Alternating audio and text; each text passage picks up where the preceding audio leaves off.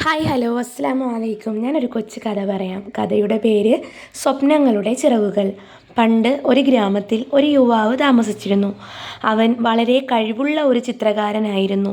പക്ഷേ അവൻ തൻ്റെ കഴിവുകൾ പുറത്തു കാണിക്കാൻ ഭയപ്പെട്ടു. ആളുകൾ തൻ്റെ ചിത്രങ്ങളെക്കുറിച്ച് എന്തു പറയുമെന്ന് അവൻ ഭയപ്പെട്ടു. അതുകൊണ്ട് അവൻ തൻ്റെ ചിത്രങ്ങൾ ആരെയും കാണിക്കാതെ രഹസ്യമായി സൂക്ഷിച്ചു. ഒരു ദിവസം ഗ്രാമത്തിൽ ഒരു വലിയ ചിത്രകലാ പ്രദർശനം നടക്കാൻ പോകുന്നു എന്നു കേട്ട്. തൻ്റെ ചിത്രങ്ങളും അവിടെ പ്രദർശിപ്പിക്കാൻ അവൻ ഒരുപാട് ആഗ്രഹിച്ചു. പക്ഷേ ആളുകൾ എന്ത് വിചാരിക്കുമെന്ന ഭയം അവനെ പിന്തിരിപ്പിച്ചു. അവസാനം അവൻ തൻ്റെ ഏറ്റവും അടുത്ത സുഹൃത്തിനോട് തൻ്റെ ആഗ്രഹം പറഞ്ഞു. സുഹൃത്ത് അവനെ പ്രോത്സാഹിപ്പിക്കുകയും അവൻ്റെ ചിത്രങ്ങൾ പ്രദർശിപ്പിക്കാൻ നിർബന്ധിക്കുകയും ചെയ്തു. സുഹൃത്തിൻ്റെ വാക്കുകൾ കേട്ട് അവൻ തൻ്റെ ഭയം മാറ്റിവെച്ച് ചിത്രങ്ങൾ പ്രദർശിപ്പിക്കാൻ തീരുമാനിച്ചു.